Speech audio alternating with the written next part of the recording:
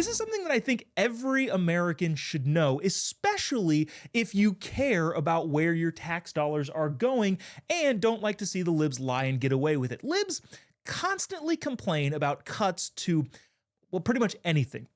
They pretend that any cuts will hurt the poor, and they have a better chance at winning that argument if there are more poor people. Well, who gets to decide who is poor and therefore who gets benefits?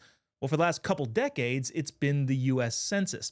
According to the Wall Street Journal, the census has overstated the extent of poverty because, get this, it doesn't count about 88% of income in transfer payments made to households that are classified as low income. Okay, what does that mean?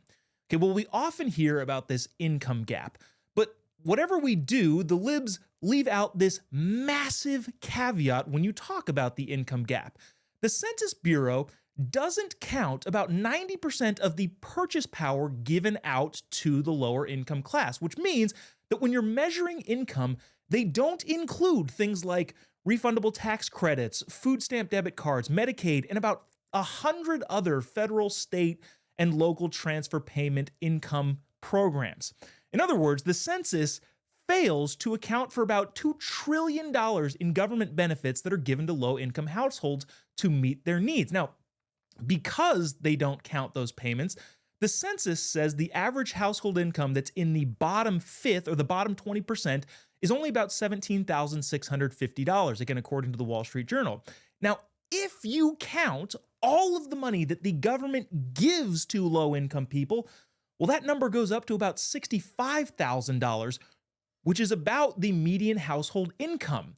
So, in other words, if you count all of the money that goes to lower income people and don't just leave it out, well, there's less poor people. The CBO, the Congressional Budgeting Office, put out a new poverty measure that does factor in all of those transfer payments in January. And when you do, the estimates for the poverty rate in the most recent year, which is 2021, instead of the 11.6% rate that the census has, well, is actually about 0.8%, substantially lower. In other words, libs are fudging the numbers in order to push their narrative that the United States, the average United States family, is way worse off than they are, and the poorest among us are disastrously worse off than they really are because they leave out so many important statistics.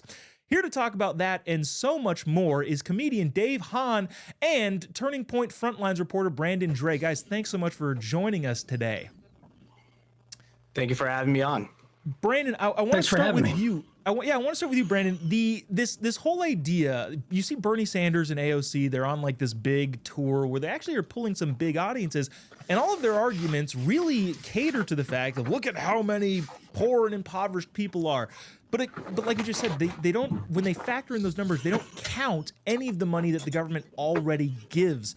I guess the question is, how do we get people to recognize that purchasing power is really what matters? And when it comes to purchasing power, the bottom 20% of Americans aren't as bad off as Bernie and folks like to make it seem. Yeah, I mean, I'm just surprised that people aren't talking about this more. I mean, according to this article, it's showing that America really isn't as poor as it seems. So why are we pushing this narrative when we should just be telling people to get back to work and stop taking money from the government? Yeah, it really is not a great look. David, so when the Trump administration took over, they obviously have some influence into the Census Bureau. Do you think that this is going to be a big enough thing? The Wall Street Journal is trying to make it a big thing. I'm trying to make it a big thing. But do you think it gets to bubble up to where people, want to adjust for all of the purchasing power that we, the taxpayer, give to all these folks? No, nothing's going to change. Nothing's going to change. I don't think people are interested in numbers.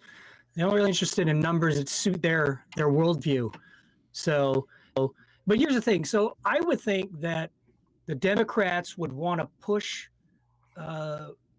this idea that transfer payments does reduce poverty.